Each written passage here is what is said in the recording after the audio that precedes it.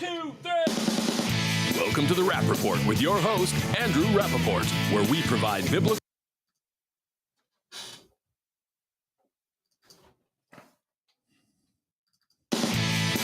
This is Apologetics Live. To answer your questions, your host from Striving for Eternity Ministries, Andrew Rappaport.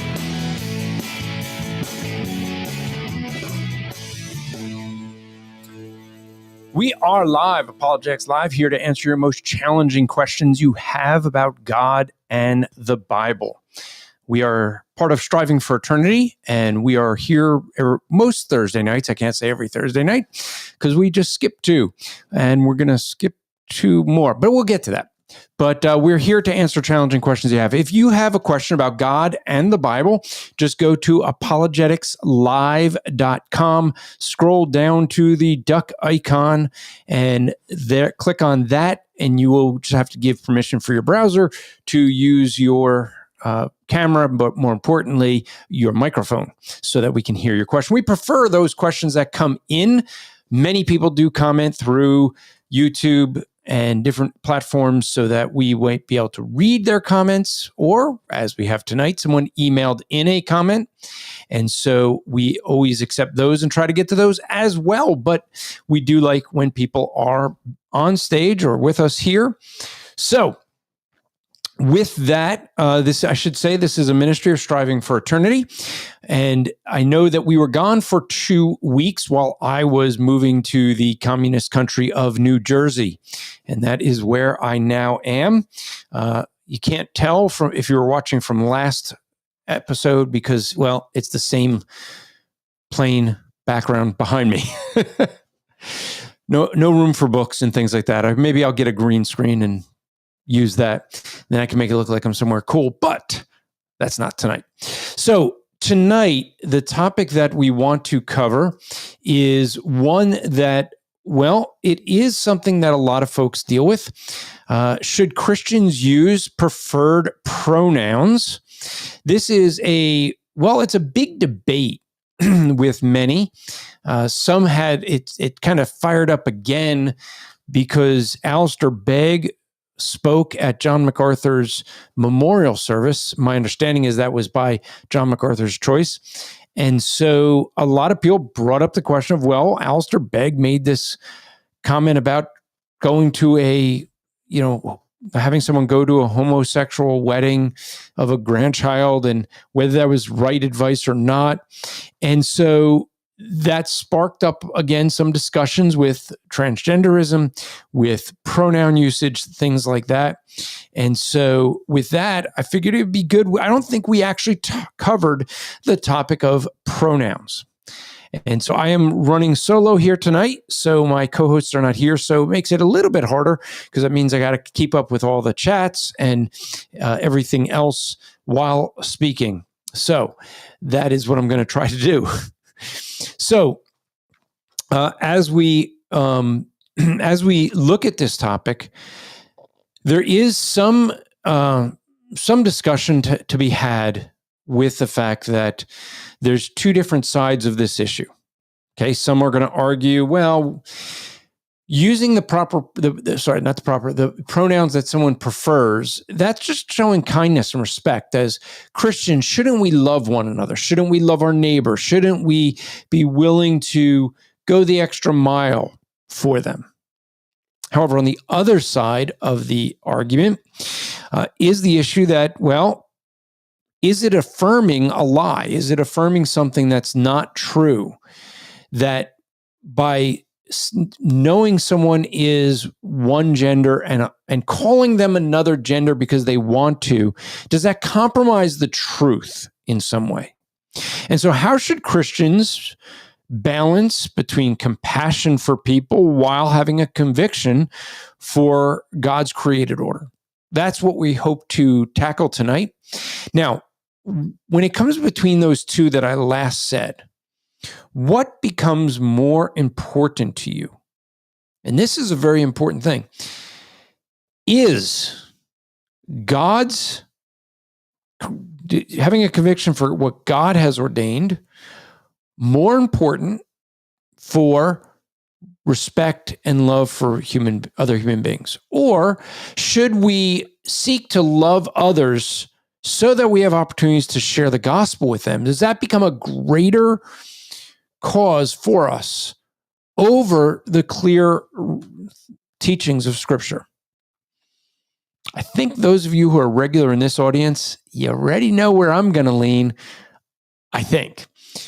So, but that's really where we see a lot of this battle. A lot of people are going to argue over these things as if it's a mutually exclusive, and sometimes it is. Sometimes it is one or the other. However, when we deal with this, I think that we have to recognize a couple things. Well, let's start with Scripture. Genesis, what we see in Genesis 1:27, if you have your Bible open there, because this is the beginning of where we're going to talk about being made in the image of God. What does it mean to be made in the image of God? We see this in Genesis 1:27. And God created man in his own image. In the image of God, he created him. Male and female, he created them. This verse is very important to this topic because there's two aspects here. One, that we're created in the image of God. What does that mean? Well, we're going to get to that. The other is the fact that when we are created, we're created male and female. There is no third, fourth, fifth, or 52nd option there. God only provides two options, male, female. But what does it mean to be made in the image of God? There's a lot of people in, different religious views that have different ideas of this. But what ends up in this is ideas of can men become angels? Did you know that was in there? That's in there.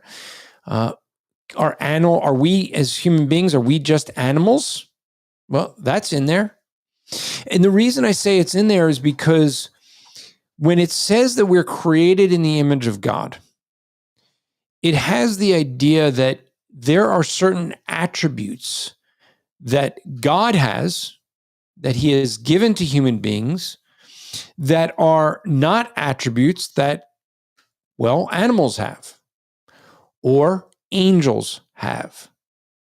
So we are distinct from the animal kind, the plant kind, and the angelic kind. We are the only beings that are described as being made in the image of God. So what we have is that we are not evolved animals, for those who try to argue that for evolution and believing in God, those do not mix. The Bible and evolution are incompatible. Why? Because of this verse, for one, many others. But the fact is that God created Adam and Eve different than he created the animals in the garden. This is Genesis 1. So this is where he is laying out the different things of the ways he has made all the animals. Here's this animal and the birds and the fish and everything else. And as he's going through all that, he then creates man. And this is the creation of man. And man is supposed to have dominion over the fish of the sea and the birds of the sky and every living thing that moves on the earth. That's the very next verse. So man is not part of that creation. He is different from that creation. That is what we see here in this passage. So as we look at that, what is to our question of pronouns, not only are we created different than animals, we are not angels, we have attributes that only human beings have. Well, obviously God has, because God has, and if you take my course that we have at Striving for Eternity Academy on systematic theology, at the very beginning, we start with the attributes of God. Who is God? His nature. And in doing so, what we do is we look at a couple of different things. One, we look at the fact that as we examine the nature of God, the way I have broken up his attributes, and I'm saying this because, well, there's different ways people view attributes. Some will take them as communicable and incommunicable. What do those mean? Those are big words. Well, very simply, communicable sounds like another English word, communication. And that is the root part of it. It is the idea that God, we share attributes with God. We communicate with God with certain attributes that we have. So there's certain attributes God has that we also have. Intelligence, emotions, things like this, wisdom. But then there's attributes that are incommunicable. They're not communicated to mankind, such as omniscience, omnipresence, omnipotence, okay, all knowing, all present, and all powerful. And so there are attributes that are only for God. Now, I've broken them up differently. I break them up as attributes of divinity. So those are attributes that only God possesses. Then there's attributes that of morality. Okay. And these are going to be attributes where, as you examine them, you'll see that there's things within them that we all can have that as human beings. Okay. So these are ones where we share in them as well. Okay. And so as we look at it, so we have different attributes, animals, and this becomes debatable for some that want to look at this. Some people will say, well, animals have certain attributes of morality. People will try to say, well, if you look at an animal, there's, for example, penguins, that if a penguin, they basically, to stay warm, they circle around in a circle, and to stay warm, they basically, the male penguins just walk with these little eggs on their feet, and they will get to the outside of the circle, and then they work their way inside the circle. And the idea there is that they work together to keep each other warm so that they're never outside too long. And the way some will say is, well, if you end up that these penguins, if one stays inside too long, well, it's morality, because what they'll do is they kick that one out if he doesn't let others move inside. And so they'll say that is something of a morality. Well, that's not truly the case, because this is something that's an instinct for them. So ideas of attributes of morality are going to include things like holiness, righteousness, justice, goodness, wrath, truth, veracity, faithfulness, love, with grace, mercy, long-suffering, kindness, and forgiveness. The animal kingdom doesn't have those things. Yes, the penguins may have an instinct for them to keep each other working together, but you don't see them having court to discuss these things and lay these things out. And so that is the difference there. Now, the third category is ones of personality. And what we see here is that if we look at the attributes of divinity, those are God alone. Things like, as I mentioned, omnipresence, omnipotence, his eternality. But then we have ones of personality. And this, angels have and we have. So angels will be persons, just as God is three persons and we are persons. So these attributes are things like being spiritual, having life, a self-consciousness. Animals don't have a self-consciousness. Emotion, intelligence, self-determination. Now, I know some people will try to say, oh, but my dog has emotion. Is it, or is it a trained experience? I don't think that they're having the emotion the way what we think of as emotion. Okay. But Angels will share in the attributes of personality. So you have these attributes animals don't have. Angels would share in, as humans, in attributes of personality, but what angels don't have is the attributes of morality, because they chose to obey or not, to obey God or not, and that ended up being something that they no longer have a choice. Now, by the way, as I mentioned, the attributes, I do want to recommend that if you go to strivingforeternity.org, go to our website, you go to the page to our store, what you're going to see in our store is that the store has a card. It's a quick reference card, what is it, 8.5 by 11, and it will let you get that for where basically what that does is that gets you all the attributes I just mentioned with some scripture verses for you to have that you could check out. And so that might be something you might want to check out. It's helpful, and actually that is something I use to pray back to God His attributes. It's very helpful, especially if you're struggling in prayer life and don't know how to pray and things like that. So as we look at this, when we say we're made in the image of God, that means that we have the attributes, not just of personality, but also morality. Now, he says that he has created male and female. There is no third option here. It is not that God missed something. It's not that God planned down the road that there would be people that would have differing views. It is the idea that God knows what He created, and when He created human beings, He created them with two genders, male and female. Okay? One thing in this discussion that might help you if you are speaking to someone who, might disagree with you, you get someone who is saying that we should be accepting of different genders. Here's a funny thing.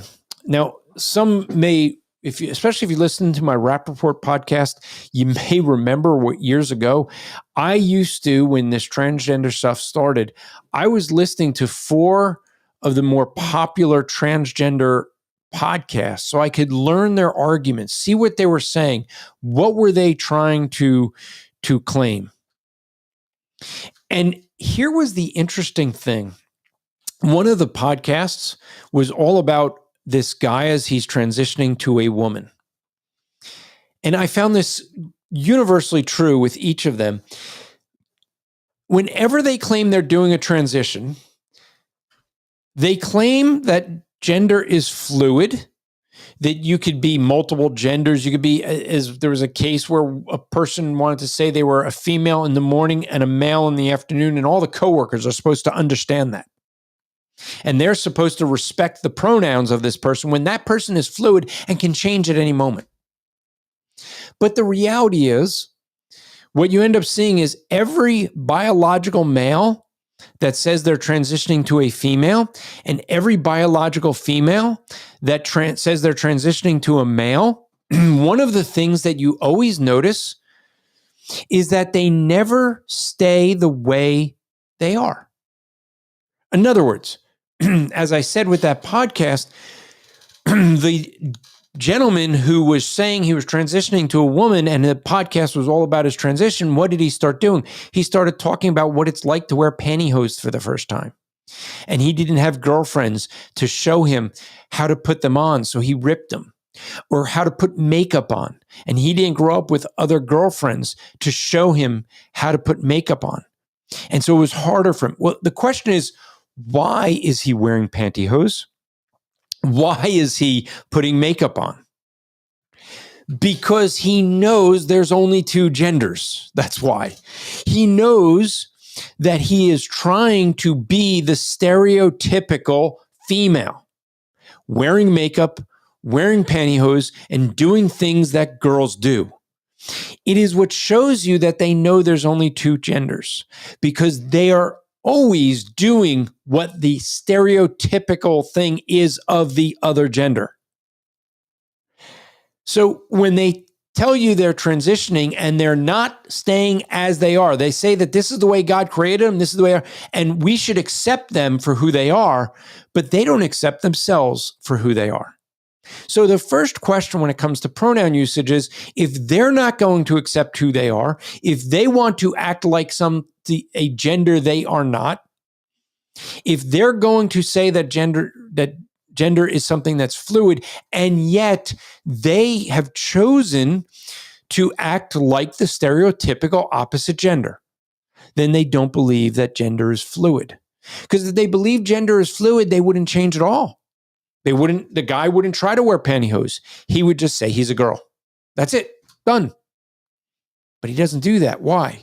Because he knows there's only two genders. He knows that instinctively. And this is the thing. And why do they want you to call them by a different gender? Okay, so the first thing is they know what they're doing is not true. They know they're lying to them. They're trying to lie to themselves. And this gets into the question of, why do they do this? Why do they want pronouns to be used? Is because they want you to affirm their lie to themselves. Because if everyone believes this, they feel better, as if now that everyone's believing it, therefore it must be true, and I could feel better about the lie that I'm telling myself. It's the very reason that you have so many people that, name the sin. The person who goes to the bar to get drunk, and he's doing that every week. And what you see there is he's having all his friends, so he thinks. And they like to sin together. What happens when the guy sobers up and isn't going to the bar anymore? He loses those friends often. Why? Because they weren't friends. They were just more comfortable with someone else that would sin with them when they're getting drunk. And it's with so many other things. That's why it said the phrase "sin likes company." It's the fact is that people they feel better about their sin when others are affirming it and joining in. And that is what you have with these pronouns. It is the affirmation of a sinful lifestyle that people have, and they want you to affirm it so they feel better. The whole idea of this movement was that it used to be, they would say, and just because I'm a preacher, it's always good to literate, that whether it be homosexuality, transgenderism, originally they used to go, well, it's just a curse. They're just cursed this way. And then they argued, as they kept trying to push it to be mainstreamed, it wasn't just a curse. It wasn't a curse. It was just a cross they had to bear. This is just the way God created them. They can't help it. They're in the wrong body, and it's just a cross they have to bear. To where now we see it's a crown that they want to wear. They want to be. They want to celebrate this and say, "See, there's nothing wrong with the way that we are." And then the last stage is they want to be celebrated by you. They want you to celebrate who they are.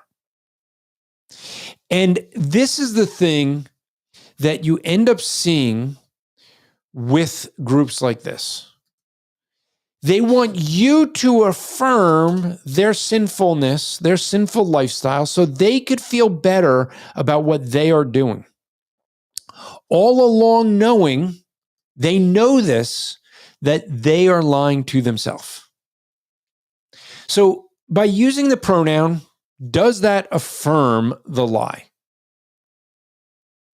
Well, this is one thing that I'll explain this way. You don't have to use the pronoun, period. There's many ways of dealing with this. Because you may be in a work environment and your work says, hey, if someone says they change their pronoun, I had someone I used to work with many years ago, and he suddenly said he claimed he was a woman, went from the name John to Julie. And we got an email that said everyone's got to refer to John as Julie. and use the pronoun her. Well, I do neither, or did neither. Okay. I just didn't use the name at all. So there's ways of dealing with now. You could have, as if you way back when we started this program, and Matt Slick and I were doing it together. We had someone that came in and said their name is Brenda. Okay. Would I know, because they were never on screen, that they were female? Or no, I wouldn't. And so the thing is that they explicitly said that they were biological male and wanted to be called Brenda. Now, what was this male doing?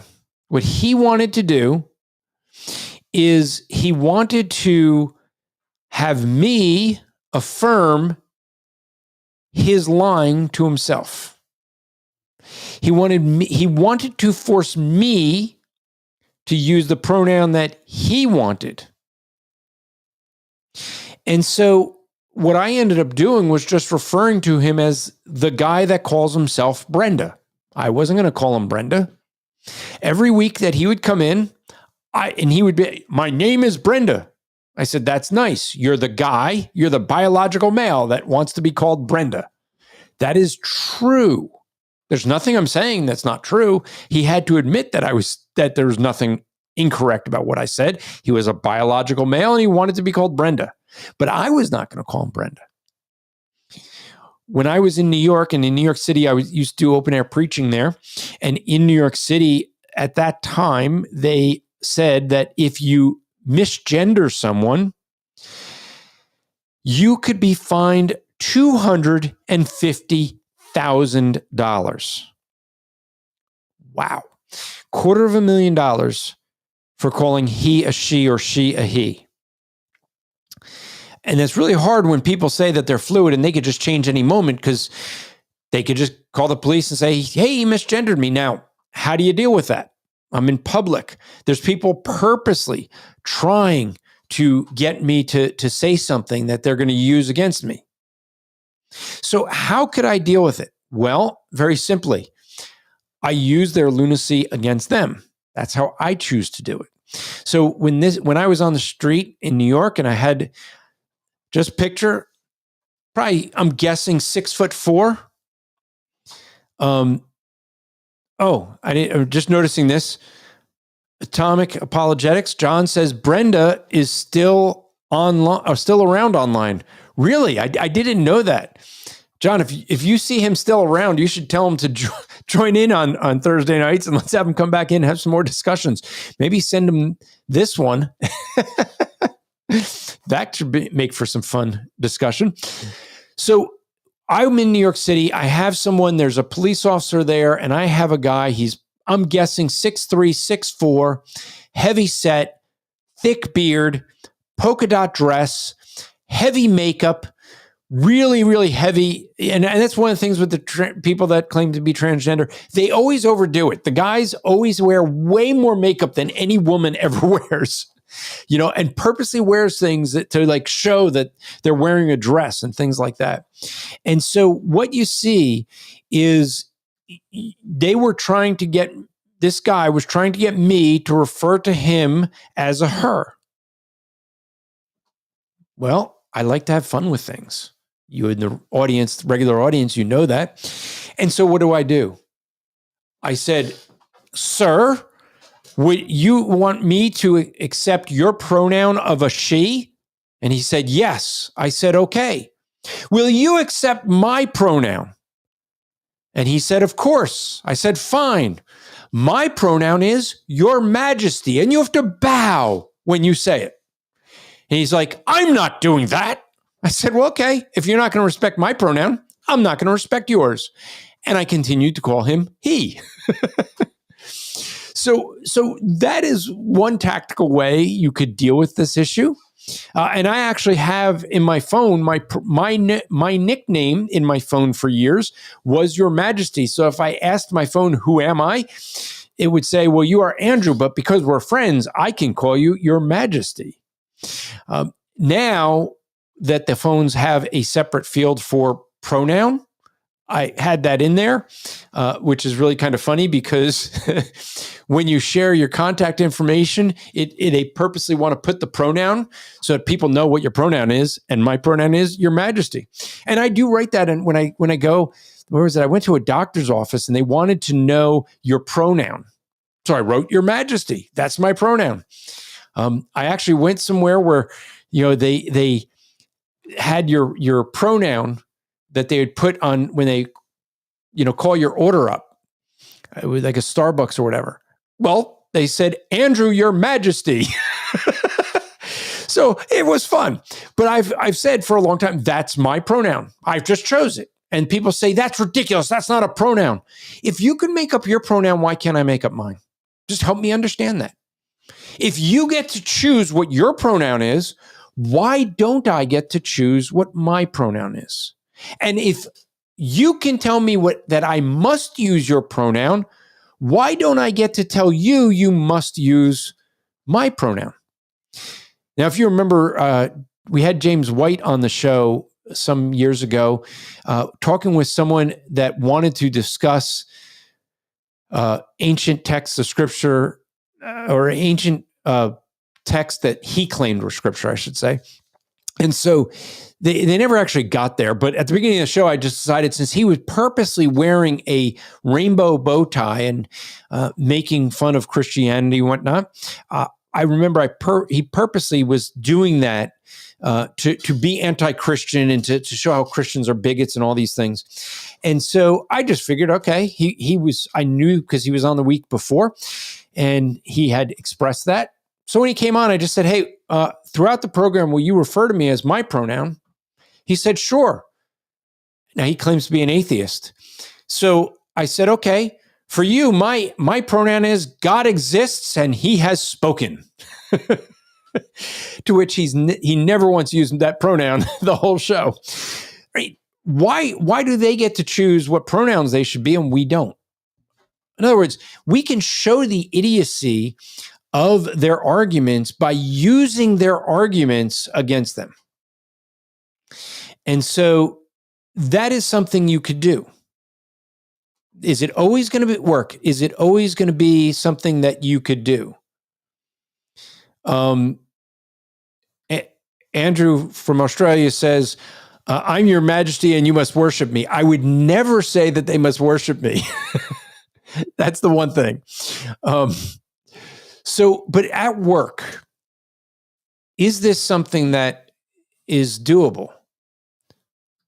Here's a comment that Jesse says, we have a female at work that is transitioning into what they believe to be a male.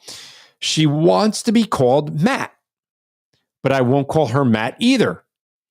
There are ways around being respectful as someone made in the image of God, but not encouraging them to lie.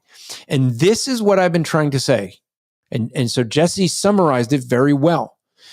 There are ways we can be both respectful and loving without sacrificing the truth. Okay? Because that's what we have to do. We don't want to sacrifice the truth. So whether we're using a preferred pronoun, is that really showing love and respect to them? Or is it lying to them and affirming them? Here's my concern with using a false pronoun. Now, a name is a little bit of a different thing because I know a guy named Robin. It's a British thing. I know guys named Leslie. Not very common. But you have to realize that a name someone has may not always be gender specific. Now, in the case, as Jesse said, when you have one person changing their name to be that gender, as with the case of John, who wants to be called Julie, that is a little bit harder, right? If I used to work for a guy named Robin, He went by Rob, but his name was Robin. And he went by Rob because Robin's kind of seen as a female name. And so the issue is that does he have a name that's typically associated with a woman? Yes. But it doesn't mean that they're purposely doing it so that you will affirm their lie to themselves, right? So my friend Robin, who's a guy, he's not trying to get you to identify him as a female. He's not trying to be something he's not. Okay? Melissa here has a good example of Robin Williams. And that'd be an example. Robin Williams is a Robin. And so what you end up seeing, though, is when someone is trying to tell you you must use their pronoun, you must use their name that they're forcing because they've changed their gender, now it's something different. Now, when you are using that, is that really loving? There's someone else say, well, you should be loving, you should be respectful. It's not respectful if you don't do that. So most often, the most loving thing you could do is not exactly what's best for others, or what they think, I should say, is best for others. The most loving thing a parent can do for their child is not spoil them and give them everything they want. The most loving thing they could do is discipline them, teach them self-denial, teach them respect for others, teach them not to be selfish, to think of others, to think of God first and then others. That's loving. Disciplining your children is loving. If you lie to your children and tell them that everything they're doing is good, everything's fine, they're wonderful, make them feel good about themselves, you raise spoiled children who feel very entitled. And what ends up happening is, well, you have what we see in Congress nowadays, a bunch of Democrats that cry every time they don't get their way. And they want to have a tantrum every time that, Trump does something. Oh, no, he's a tyrant. He's evil. He's bad. Oh, he's following the law. Oop. Right? But they're suing him over and over because they just can't handle not having their way. A bunch of spoiled brats. And so what you see is that it is loving to not call someone by a false pronoun. The most loving thing you could do is not lie to them, not tell them something that's false, it is loving to not encourage them in this lie they have for themselves.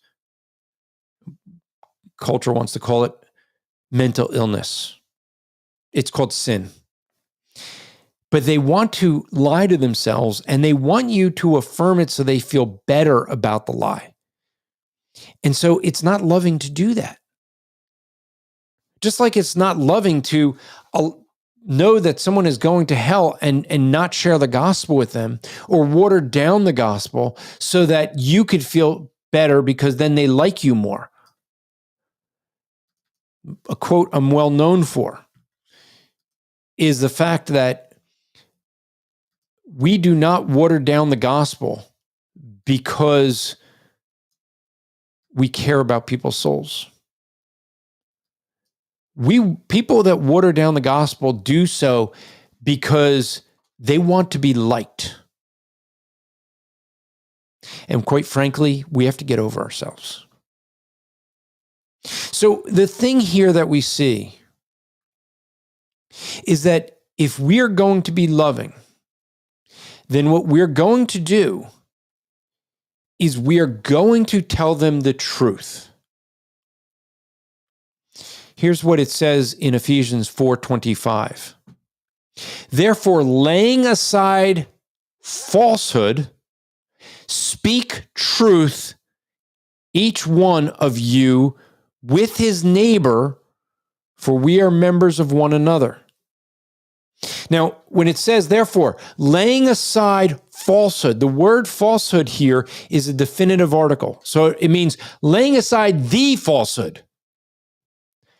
The word speak is an imperative. It's a command. Speak truth. To who? To your neighbor. Well, your neighbor is not always the fellow believer.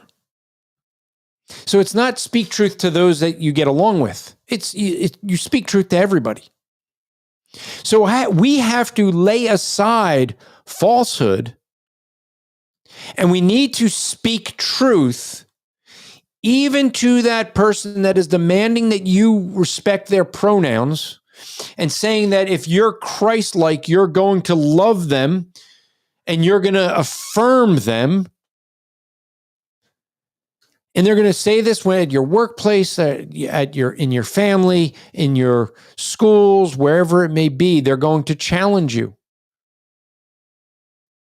But the reality is that by using the pronouns that they prefer, when you know that it is not their biological pronoun with the way that God made them, what you're actually doing is affirming the falsehood that they want to believe.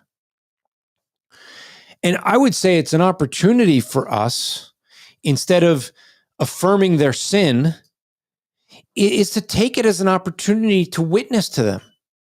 It's to explain why you can't. When I had a cousin who I love her dearly, and she decided to divorce her husband and quote unquote marry a woman. And she invited me to the wedding, wanting me to come, but knowing pretty much that I wouldn't. Her and her girlfriend, I sat down with them and I said, I'm curious, do you really expect that I will attend your wedding? I just wanted to know when they invited me. And my cousin said, well, I really don't think you will, but we felt that we should invite you. I said, well, I really appreciate the invitation.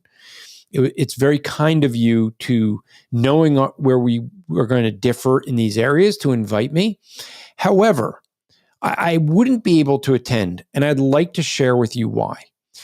And so I got into explaining that we're created in God's image, that God created us male and female, that he never intended us to marry outside of male and female. And so to do so, to go to their wedding, would be to affirm a lie. And I would not be loving them. I said the fact that the two of them, and I used their names, the fact that the two of them want to get married and have relations with one another is evident of their sin. And that they need to get right with God. They need to repent and turn to God. So I used it to be able to share the gospel with the two of them. And I still have a good relationship with them today. They still invite me when I'm down in Florida. They invite me over. I haven't made it because I've never made it. I've been to Florida, but just not close enough to where they're at. Would I go get together with them? Sure. Would I have dinner with them? Sure. Would I pay for dinner? Probably, because I do that for lots of people. But I would do it so that I could share the gospel. So let me see if I can get to some of the comments that I saw here. And let me just take them. I just tried to share some. So let's see. Jesse says, glad you are still faithful to do this even when alone, brother. Thank you. I am alone, and I as I'll get to at the end of the show, I will be traveling the next 2 weeks at speaking events. And so I will not be able to do a show for 2 weeks. I will talk to, I know that right now Tom is traveling, and so is Drew, but maybe one of the next 2 weeks, if not both, they'll be here. Andrew from Down Under. Andrew, you still got to find me a church that'll fly me out so I can meet you in person. But Andrew says, no, there's a deeper issue at the foundation of the transition. It's usually a traumatic experience which occurred in childhood.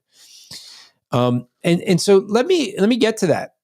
I think that's somewhat true, Andrew, but not completely. And what I mean by that is, about a decade or so, a dozen years ago, when you met someone that was a hardcore atheist, I mean, they want to show you they're an atheist. I would always ask them one question. What church did you grow up in? I've asked that question thousands of times, and only once did someone not have a church they grew up in. Well, what's the point that I'm trying to make? Often why they would become a professing atheist is because of the fact that they are rebelling against their parents, the rules that they didn't like because they wanted to sin, and being in church, they were told it was wrong, or something that happened in church. When I go to the gay pride parades to evangelize, it's the same thing. I just say, what church did you grow up in? And I almost never find out they never went to church. And they're always rebelling against their parents or the church that they grew up in.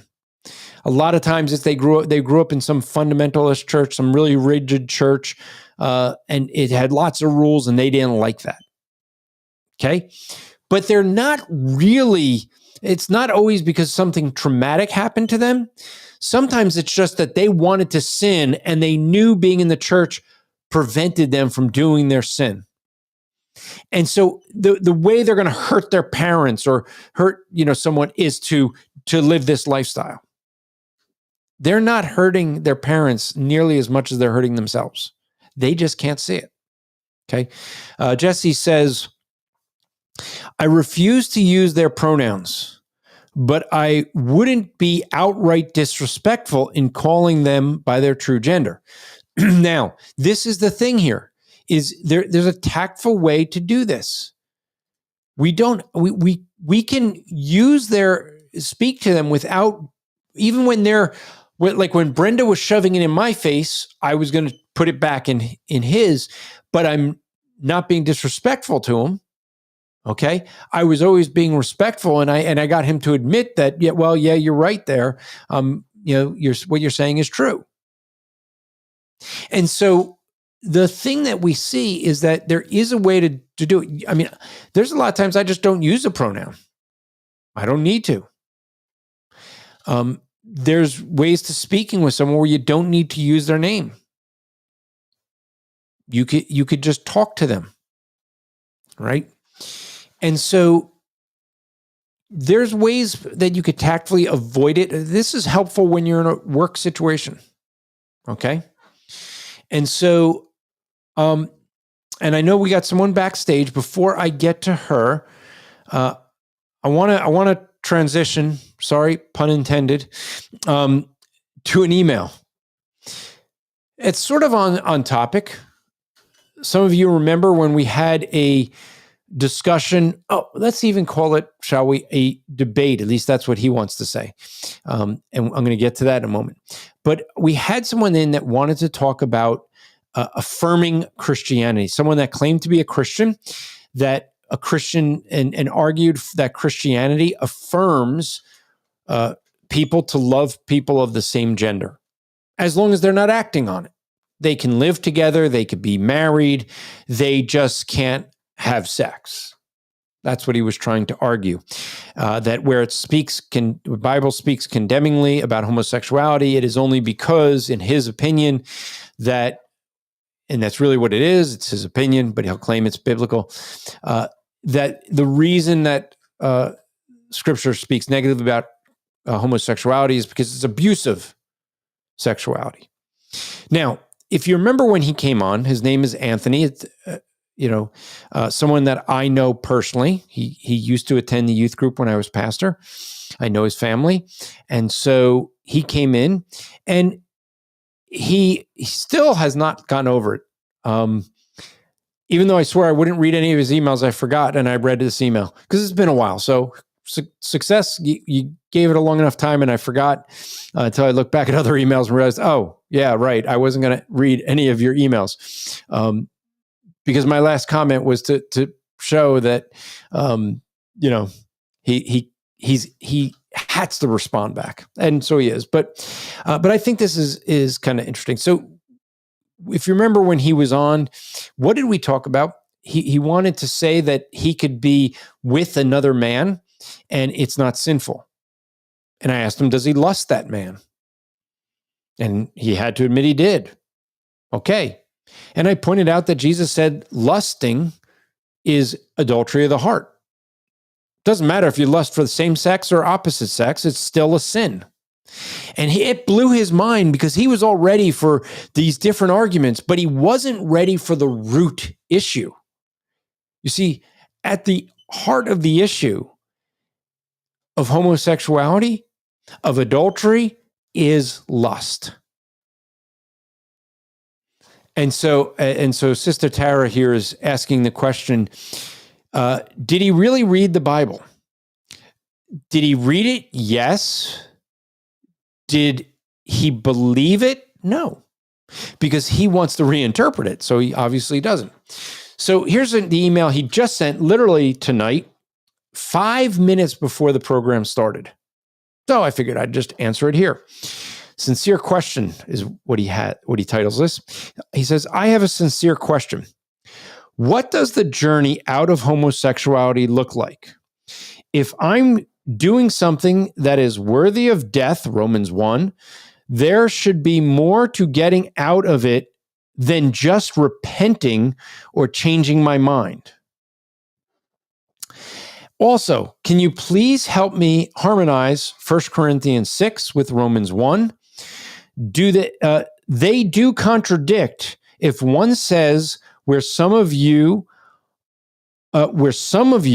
and others says that we're given over. So what he's talking about is where it says in 1 Corinthians 6 mentions homosexuality as such were some of you. So in other words, that was a past tense thing.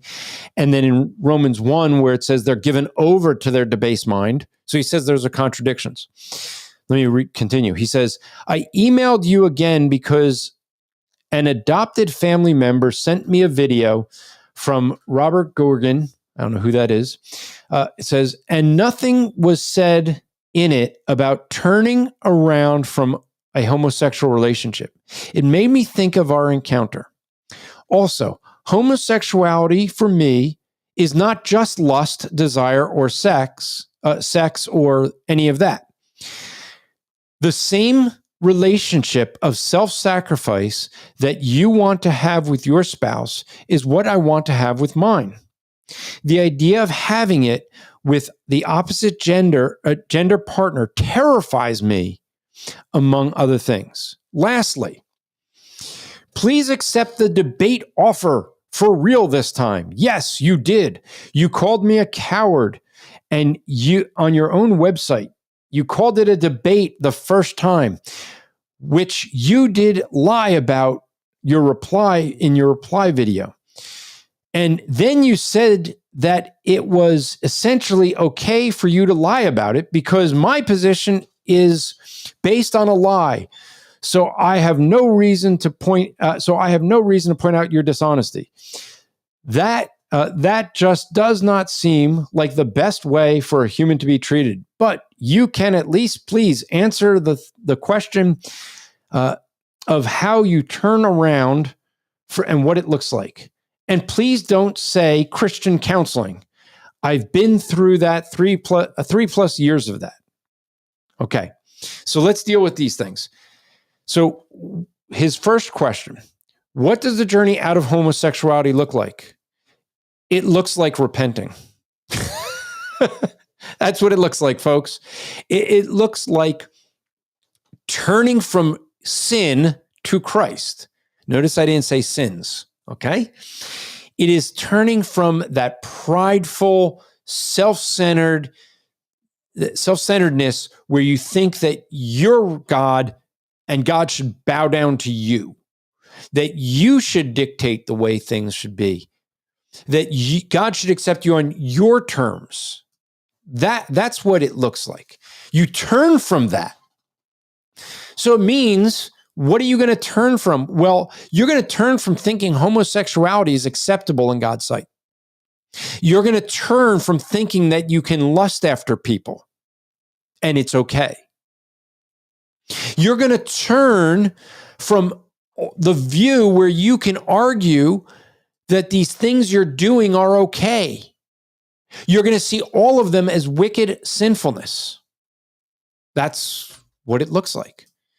You have a genuine repulsion for the things that God calls sin, even when you do them. Yes, do I continue to sin? Yes, everyone does. but I'm repulsed when I do it. I do it, and there's times every one of us sins, and then as soon as we give into that, we hate it. Not the consequence of it, notice, but the sin itself, because that's what Christ died for. Kathy Demings is saying an example would be Rosetta Butterfield. That is what repentance. She turned to God that rescued her and saved her from her sin. She got out of that lifestyle. And, we end up seeing that is what you do. You don't continue in your sin. Now, do you still sin? Yes. But it's not the pattern of your life. John, the Atomic Apologist, says, Andrew, if I wasn't working at the hospital tonight, I would be your co-host. Well, John, I miss you and wish you would. All right. So what does it look like? It looks like repenting. Now, he says, if I'm doing something worthy of death, Romans 1, there should be more to getting out of it than just repenting or changing my mind. Says who? See, that next sentence is proving the exact point that I said. See, he's not repenting because he's doing what every man-made religion says, that you could do something to earn your righteousness, that you have to do something. That's the man-made religion. The biblical religion is to realize that we are sinners and we cannot do anything to save ourselves. God did it all at the cross. The fact that someone paid the eternal fine that I owe humbles me and makes me sick when I sin. Because this is what he died for. He paid an eternal fine that I owed. I owe him everything. Why do I not want to sin? Because I love Christ. Not because I hate the consequences, not because someone might find me out, but I love Christ and do not want to be an offense to him. That's why I don't want to sin. You see, and until, Anthony, you have that mindset, until you see it that way, till you recognize how wicked your sinfulness really is before an infinite holy God, you're not going to come to repentance because you're never going to hate your sinfulness enough. You're always going to latch onto it. Like in Pilgrim's Progress, when Christian goes to Interpreter's house and there's a guy that says he's got just a little sin and Christian is trying to witness to him and Interpreter says, come on, let's go. And he's like, oh, but he's ready to give it up. He says, oh, give it up tomorrow. And Interpreter says, tomorrow never comes. He says, but it was just a little sin. Interpreter says, it was not a little sin. It was a sin that he's willing to sacrifice his soul for all of eternity. That's not little. If you want to call it little, you're willing to sacrifice your soul in eternity for it. It's not little. All right, let's continue on with answering his questions. He said also, can you please harmonize 1 Corinthians 6 and Romans 1? They do contradict each other. Pause. Unless they're talking to two different groups of people about two different contexts. Oops. That's exactly what they're doing. One is speaking to believers. You committed these sins, but you repented of those sins, and they were in the past. 1 Corinthians 6. As such were some of you. Some of you were homosexuals, but it's in the past. But those in Romans 1 is speaking to people who know God, fight God. They're just before what he says about the homosexuality there, what does he say? They know God exists, but they suppress that truth in unrighteousness. And their suppression, what does it lead to? It leads to the homosexuality. Why? Because they want to so suppress the truth of God that they give themselves over to a debased mind. Does every homosexual do that? No, he's talking actually about the way society ends up working. When people give themselves over to a debased mind, they do things that are wickedly sinful, like homosexuality. It's not saying that every one of them is debased in God's mind because God knows who he's going to save. So they're not contradictory at all. They're two different contexts and two different groups of people. One speaking to believers and one speaking to unbelievers. One speaking to people who have come to repentance and humbled themselves, and one speaking to a proud people who are fighting God, shaking their fist, knowing that what he says is true, and they shake their fist anyway. Two totally different contexts. So that would be how to answer that. Now, I find it interesting because he says also, homosexuality for me is not just lust. Well, it doesn't matter what you say after that, Anthony, because it's a sin. You cannot say you're pleasing God in a relationship that God says is sinful, period. When you are lusting after someone who is the same sex, because God calls marriage to be one man and one woman, so anything where you're having a sexual desire for anyone outside of the marriage relationship, it is a sinful relationship and is never going to be blessed by God. So once he says it's not just lust, I don't have to go beyond that because he's admitting it is lust. Therefore, it is sinful. Therefore, it is never going to be blessed by God. All right. So that's the answer to his sincere question. But he keeps throwing this in. Ever since he came on, we had the issue with this whole word of debate. And so let me explain the difference. Again, different context. What is a debate and a discussion? He came on and he was saying that it was a debate and like he's challenged me to a debate and I'm somehow running from him. Any of you who watch this show regularly know that I do not run from a debate. I do this show and we proudly say that there are people who come in here and they have prepared to debate me for weeks and I don't know I'm doing a debate and they come in with their arguments ready to debate me and I go, okay, let's hear it. I'm not prepared for a debate. Now, is it an actual debate? Well, yes. Is it a formal debate? No. There's a difference there. As someone who does formal debating, there is a difference between what we would call a discussion, where you don't have time. There's no time clock.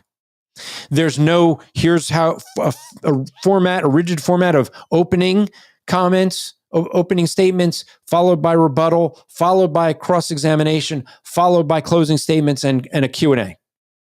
That's a formal debate. He and I never had a formal debate. Now, he cried that, me and Aaron spoke over him and we didn't let him talk. Well, we actually went back because he kept making that argument. We actually went back.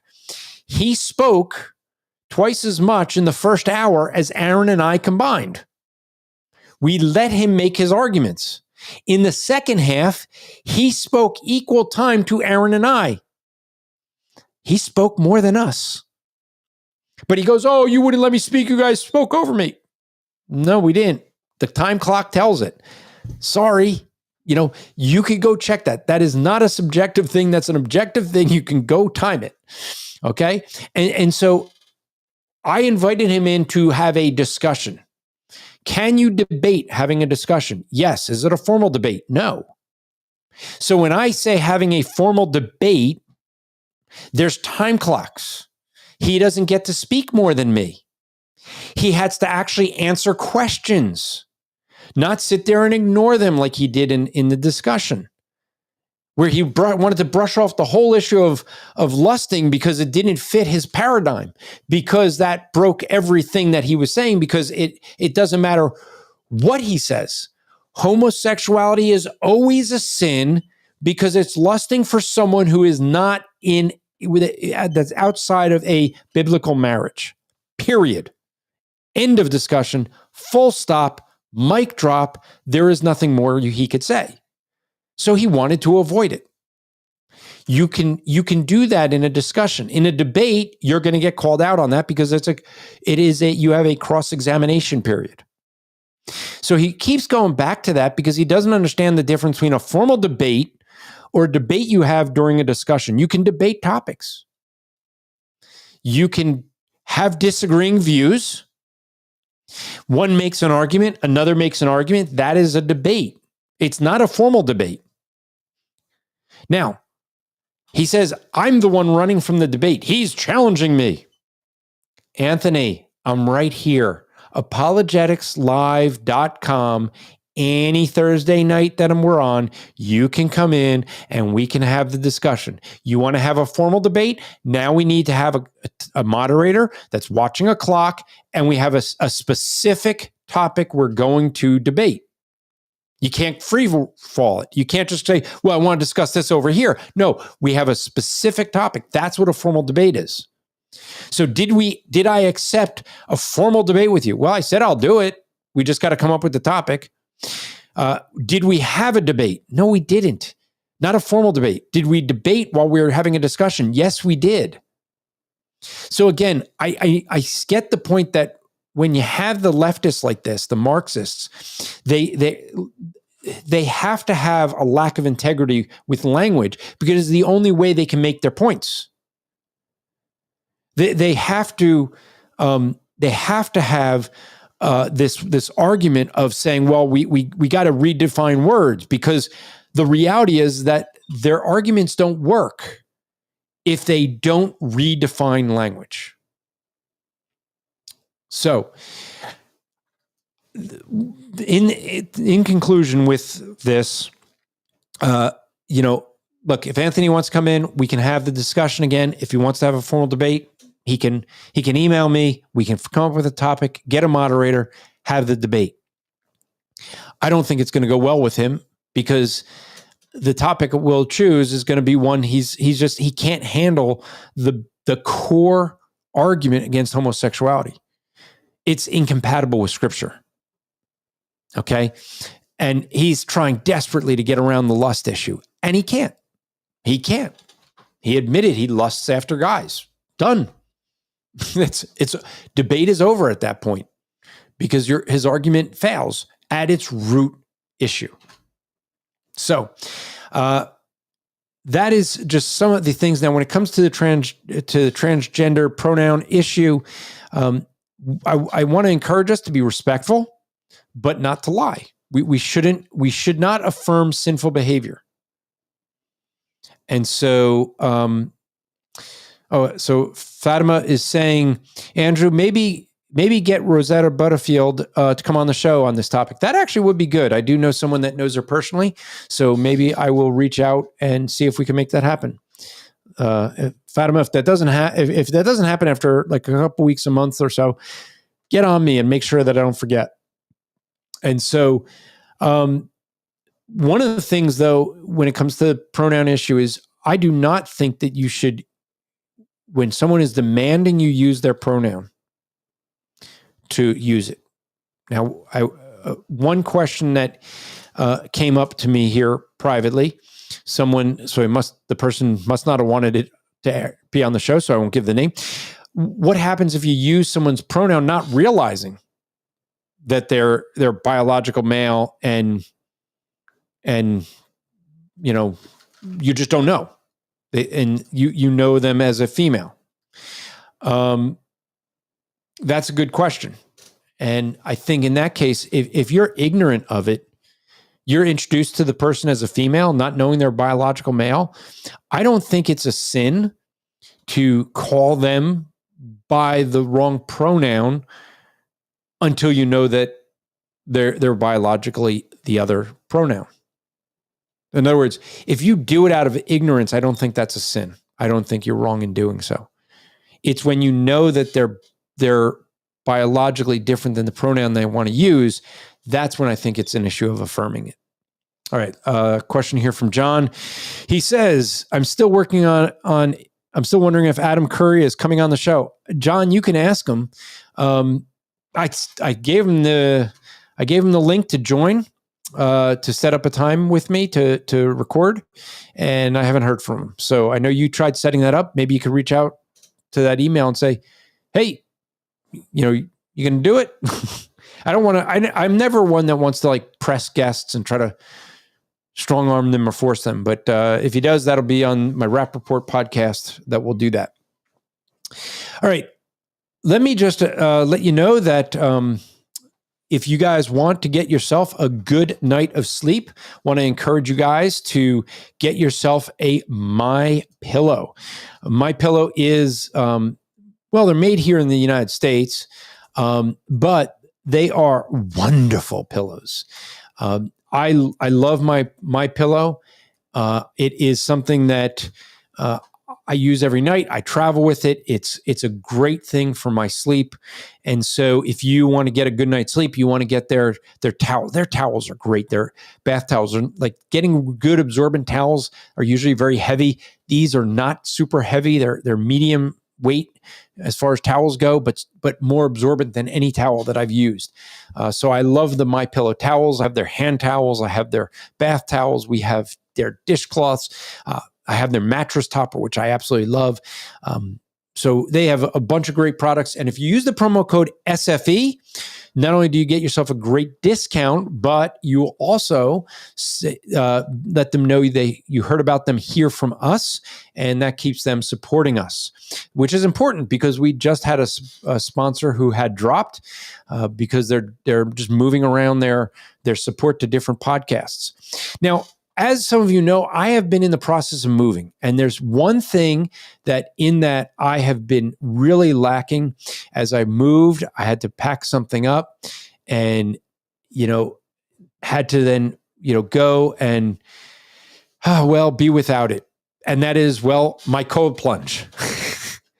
If you guys know me and know that I love my cold plunge, I hate the cold. I love the cold plunge now, but you asked my wife what it's like come morning when I have to get in the cold plunge and I'm doing anything to avoid it. I hate actually getting into it. I love it getting out, and then I'll love it for the next 24 hours till I have to get in again. Just reduces all the inflammation. I mean, my back pain, my neck pain goes away. Just helps create better mitochondria in the cells, which helps with a whole lot of things like insulin resistance. It'll actually help you to lose weight if you're losing, if you're dealing with the fact of the insulin resistance issue. Now, I will say that cold plunging is not for everybody. If you have heart issues, really high blood pressure, not so good for you. But it is really good and helpful. But you can go to Plunge, and the code that we have with it is strivingforeternity.org/plunge. That's strivingforeternity.org/plunge. They have very well built, very good plunges that I have. They also have saunas. Now, I can't speak to their saunas because I haven't used their saunas, but if you like heat therapy, there's a lot of benefits to heat therapy. It also helps produce mitochondria in the cells. That will help you. So you can go to strivingforeternity.org/plunge. Now, if you're saying, but Andrew, I just can't afford it. I mean, I hear the health benefits. I know what you're saying, and living a healthy life, I'd like that. Well, we got in touch with another company that is good quality, but not as good, but also nowhere near the price. And it's the Pod Company. And so you could go to strivingforeternity.org/pod. They have different types of cold plunges and saunas. I actually am trying out a brand new sauna they have that's a portable sauna that is one that they claim that it can get up to 185 degrees in just 10 to 15 minutes. Now, in my initial test, it couldn't get above 150, 155, and they realized they sent me one of the early models that was not supposed to be sent. So we will see when they are shipping me a new model, the proper model, they said, and so we will see if that works better. And so I will tell you as I test that one out, I'll let you know. But if you want to try these things at a much lower price point, strivingforeternity.org/pod. Lastly, want to give our sponsor one of my favorite sponsors, and that is Logos Bible Software. If you go to logos.com/SFE, Logos used to be super expensive, and they're not anymore. Now they have their subscription-based options. If you pay for 2 years at one time in advance, you can get your Logos for about $7 a week. which is really good just as an intro one. If you want to get all the language works and things like that, it's going to be a bit more. But it is wonderful software to be able to quickly find things, to study things, to really get to know God's word. And if you're going to debate topics like, well, what pronouns to use or things like that, it might be important to know what God's word says. And being able to study it will help. So go to logos.com/SFE. That lets them know you heard about them here at Striving for Eternity. And so with that, I'm just trying to see if there's any comments. Let me bring in Melissa, who's backstage, and that'll allow me some time to look at some of the comments as well. So, Melissa, we have a hiss from you, so I don't know if wait a second. I thought can you hear me? I hear you. It's a little better now. It was when you first came in. Okay. Okay, I got a question, but I got some comments about the current subject about the Sure. about pronouns. Sure. Well, one thing I did on they have, you know what LinkedIn is? Yes. LinkedIn. Okay. That's like a social media for like kind of for business, for business people, like kind of a social network. And they had a thing that said put like your pronoun. I put Jesus is Lord, and it says on my thing underneath my name, it said Jesus is Lord. This is my pronoun. That's a good pronoun. I like it. Yeah. And then also I don't know if you're having the subject because of this, but I heard that the man who killed Catholic kids in a church, that he was identifying being a woman. Well, what you have is, and the media hates to announce this, but in the last, 7 of these school shootings, they've been transgender, and they've been Christian schools, and they want to ignore the fact that it's targeted against Christians. It was really quite, and they want to ignore that they're transgender. Now, what was really interesting was with this latest one, there was a news report that said that the person who shot up this school had Donald Trump carved into their gun. Yeah. What they neglected to say was the word "kill Donald Trump." So they make it sound like this crazy lunatic is a Donald Trump supporter. And the reality is the person carved in his gun, kill Donald Trump, not Donald Trump. So they make it sound like they're a supporter, and when the reality is he hates Trump. He's a liberal. Yeah, they wanted to I think they wanted to downplay the transgenderism too. Yeah. Absolutely. Yeah. Well, that's what they want to do, and that's what you end up seeing. Is that they want to ignore. I mean, think how long it took them to finally allow the one person's manifesto to come out, and they didn't want it because it was clearly targeted against Christians. This one came out and is very clearly Christian in a broad sense, targeted against Christians. All the all the stuff that they were saying was targeted against Christians. Okay, I gotta go to my question now. Yep. Okay, I was thinking the other day, like, when people will say something like a little kid, to say they're cute, but then the synonym is adorable. A lot of people use adorable, and it kind of bothers me because I thought like adoration should be towards God, but I don't know, is it a sin to find something adorable? Or yeah, and this is a good question, because there are things we use, words we use, kind of like in the discussion I had about the word debate. It can have different contexts. We have a lot of words that people will say, well, that's only should be used for God. The word awesome. Yeah. Only say God is awesome. Is saying someone's adorable, is that adoration? Well, we should only give God adoration, right? So there's things like that. But I think there's a different context for it. Using the word inspired. Well, only Scripture's inspired. It's God spoken. We because we have a Christian thinking to it, sometimes we get bent up on certain words. So can we say someone or something is awesome?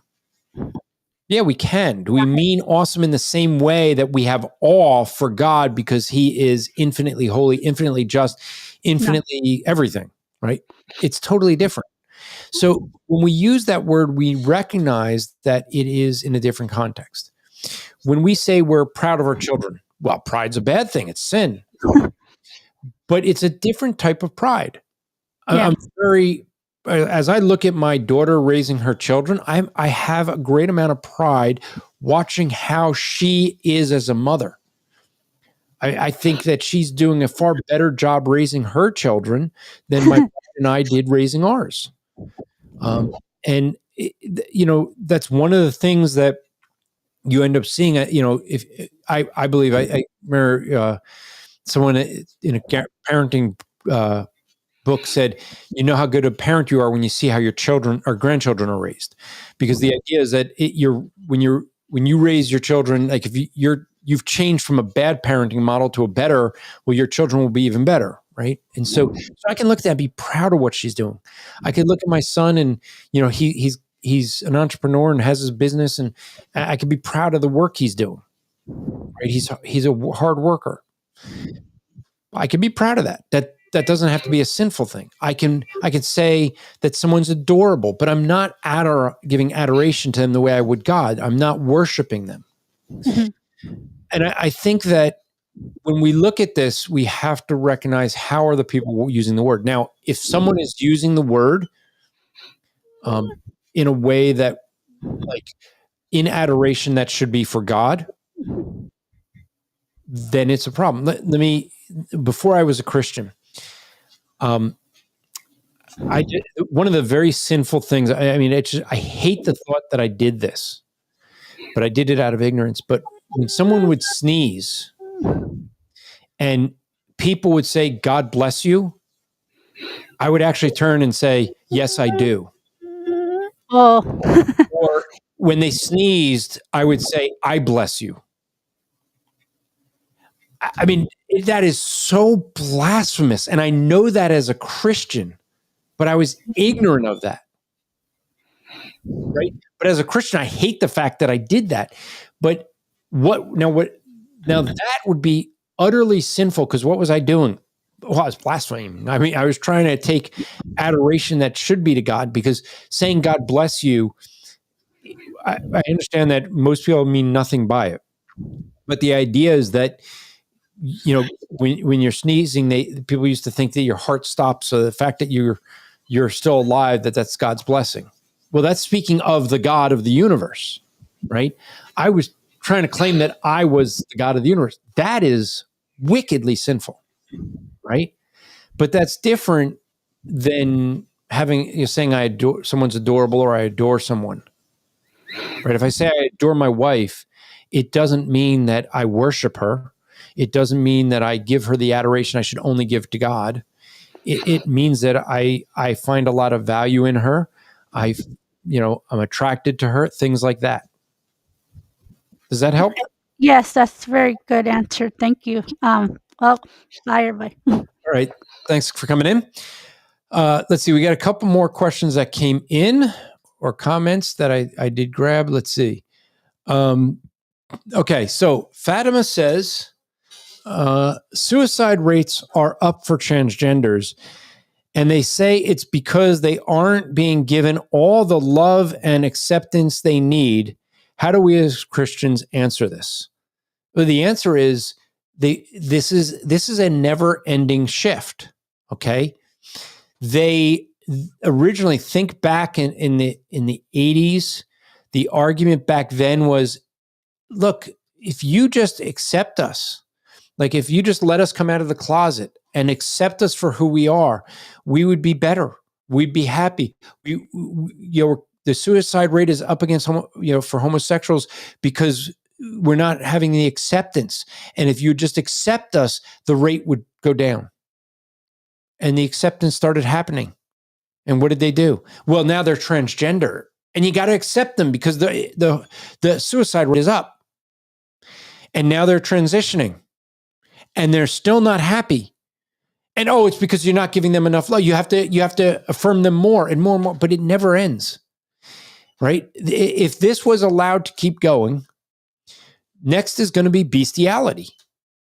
Well, I can't help the fact that I like a dog or a cat or whatever. And you have to accept this so I could not commit suicide. The thing is people are not committing suicide because they're not being accepted.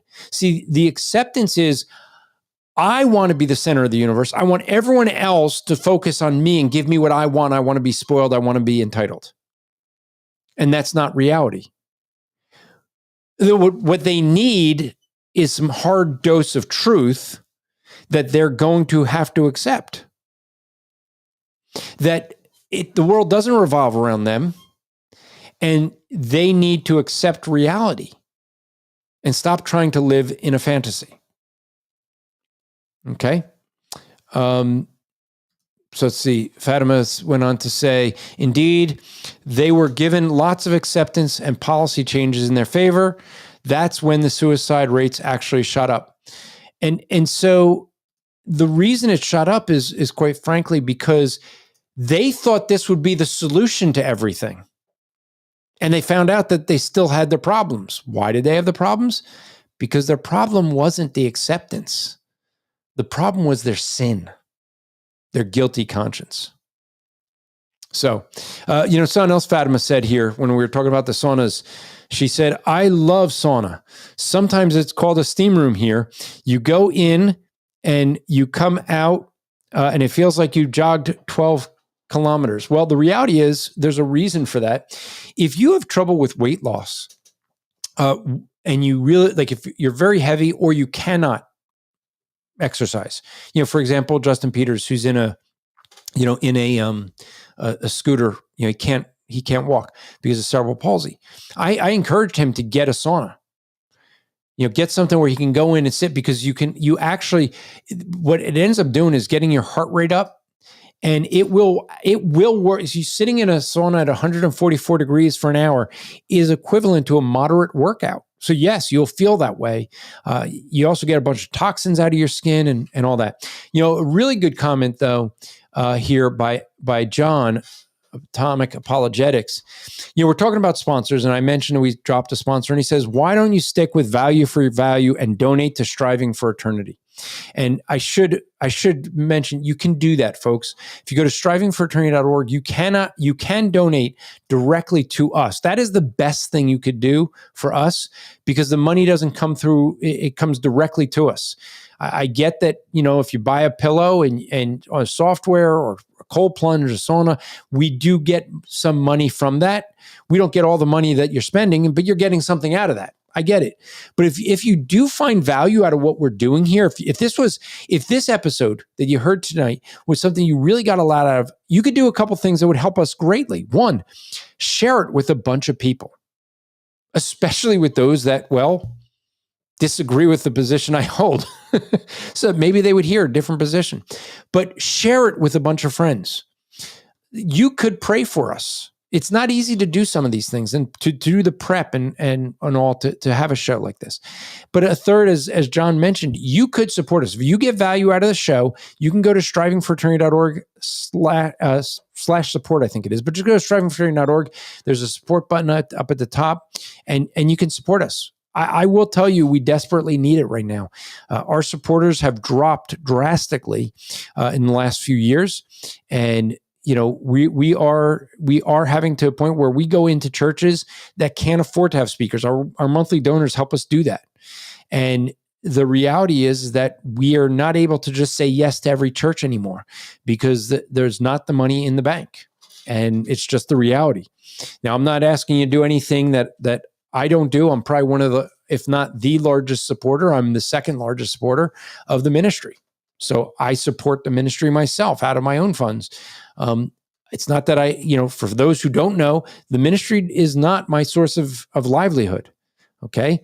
That's one of the things we have with our speakers. Our speakers don't make their livelihood from speaking for the ministry. We have other means of income or making money, and that's what we rely on so that we can help churches that can't afford it, so that they can have a big church conference-like feel in a small church. And another way you could help us, a fourth way, is invite us to your church.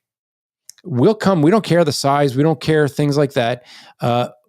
We'll come to where there is a need. And we just want to be a blessing to the local church. So with that, I just would say if you could do any of those or all of those, that's great. If you want to invite, and we have 4 different speakers. So if you want some of the better speakers, don't invite me. Have Dan or Aaron, you've seen them here, or Anthony Russo. It's a different Anthony than who used to speak with us, but Anthony Russo, we have 4 different speakers, can speak on many topics. And speaking about speaking, the next 2 weeks I will be traveling, so I won't be here. Next week, I'll be in Washington, Indiana at the Powerhouses conference that they're having.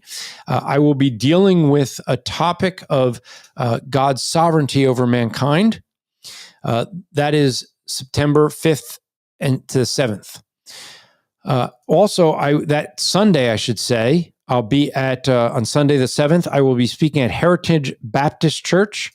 Heritage Baptist Church is in Vincennes, Indiana.